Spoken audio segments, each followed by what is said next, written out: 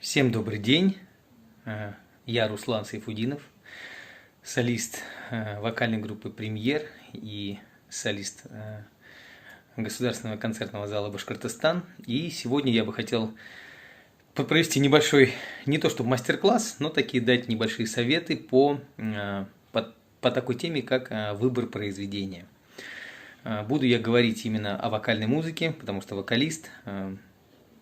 И опыт большой по выбору произведений, потому что очень много участвовал в вокальных конкурсах, а в конкурсах выбор произведений играет очень большую роль.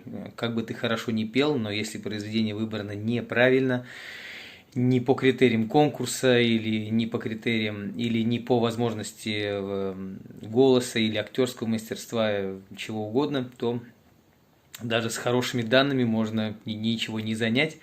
Вот. Ну и во-вторых, мы с вокальной группой «Премьер» и я сольно, мы давали очень много сольных концертов и в Башкирии, и по России, поэтому небольшой опыт по этому поводу есть. И что бы хотелось, так сказать, рассказать. Ну и при том, что я очень часто сижу в жюри в вокальных конкурсах, и иногда я просто замечательный певец, все, и голос есть, и харизма есть, но выбор произведения рушит все просто. Вот, поэтому, ну, начнем. Первое, на что бы я хотел как бы акцентировать, это возраст. Очень часто бывает так, да, что совсем еще неопытные, например, вокалисты с хорошими данными, но выбирают произведения просто не по возрасту. Темы в песнях выбраны очень такие сложные, что голосом-то ты это, может, все это покажешь, но твой внутренний опыт, то, что ты пережил в жизни, оно не вместе с голосом не может показаться. Вот, поэтому выбирайте произведения всегда по возрасту. Это очень-очень важно. Второе, это исполнителю должно быть очень комфортно это при исполнении этого произведения. То есть, как это можно проверить? Например, да, вы выучили, да, вот вы уже спели произведение, но если вы спели 1-2 раза, то есть просто порепетировали дома, и вы уже устали, сильно устали, да, то есть начинается сип, пропадают верхние или нижние ноты, то, значит, эта песня точно так же тяжело прозвучит и на конкурсе. Вот, жюри это сразу же увидит, и это будет как бы заниженной оценкой при общих баллах. Вот, поэтому выбирайте произведение, которое...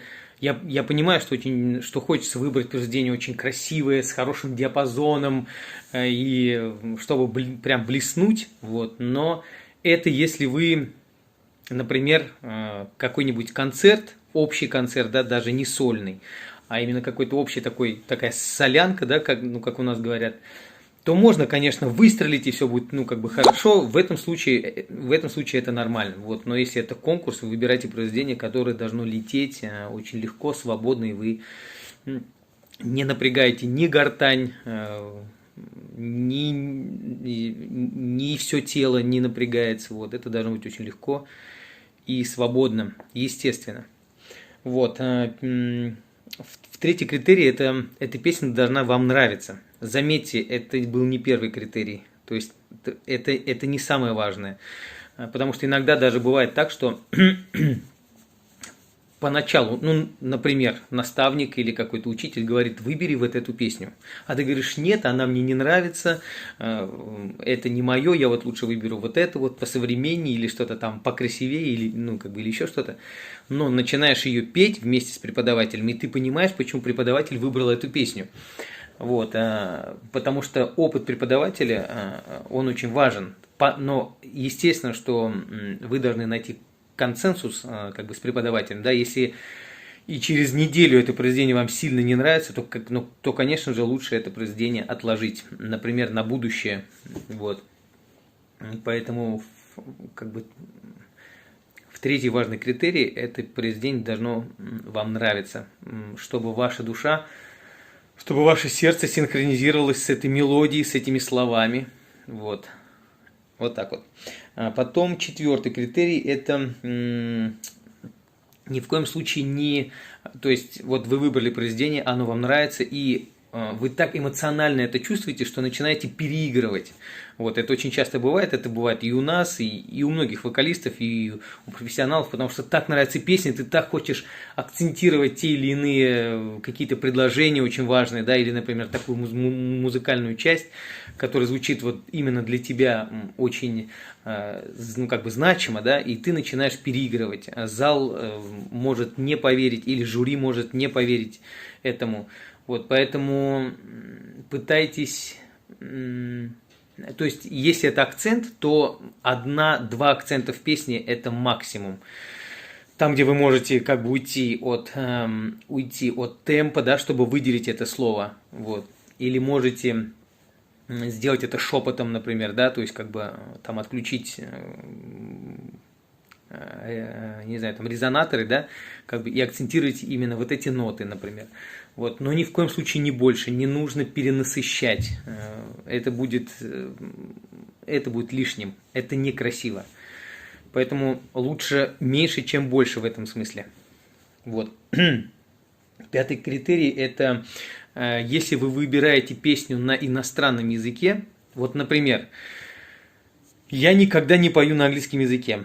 Это не потому, что я не люблю этот язык. Нет, ни в коем случае. Просто дело в том, что песни на иностранном языке должны исполняться только тогда, когда у тебя идеальное произношение в языке. Вот. И идеальное произношение, потому что язык, в языке тоже есть своя мелодика. Вот. И вот, например, я почему не пою на английском, потому что я считаю, что мое произношение и произношение этого языка и строение моей глотки, неба, да, то есть оно не соответствует. Язык получается, как будто я английскую песню пою на каком-то, не знаю, на итальянском языке, понимаете, то есть, или полурусский какой-то непонятный, то есть я это смогу сделать, но это будет некачественно, то есть понимаете, всегда запишите себя, например, да, и как бы и послушайте, вам нравится это произношение как бы вот именно в этом исполнении или нет. Вот, поэтому сначала тренируйте произношение, и только потом вы выбираете песню на этом языке, на котором вы хотите спеть. Например, если это, например, французская песня, то вы сначала обязательно послушайте просто французский язык, да, то есть вот как люди говорят, послушайте фильм на французском языке без перевода, чтобы понять мелодику языка. И только потом учите песню на этом языке и пытайтесь ее спеть. Вот. Произношение очень сильно важно. Вот. И шестой критерий – это качество фонограммы или качество аранжировки. Если вы поете это произведение, например, под какой-то живой аккомпанемент, там, не знаю, там рояль, или это гитара, или это оркестр, то смотрите за аранжировкой. Это должна быть форма должна быть логическая, она должна выделять кульминацию, да, пролог, эпилог песни. Вот. И если вы поете под фонограмму, то фонограмма должна быть обязательно качественной. Это очень важно, как и для конкурсантов, которые хотят, например, берут выбор песни на конкурс, то жюри это тоже всегда оценивает. Вот. А зрительный зал, он тоже это оценивает, потому что чем качественнее фонограмма, тем лучше звучит ваш голос. Это действительно так. Это действительно так, потому что как бы обертона, которые звучат из вашего голоса, они должны быть… То есть обертона, вот эти все частоты звуков, которые извлекает ваша фонограмма, она должна быть такой же насыщенной, как ваш голос. Вот, поэтому это тоже очень важно. Ну вот, что-то я смог сказать по этой теме. Если будут вопросы, пишите на сайте ГКЗ Башкортостан. Я всегда рад ответить. Я могу все намного более подробно все это рассказать с примерами, вот, но, к сожалению, есть временной ценз. Всем спасибо, всем до свидания. И всем здоровья!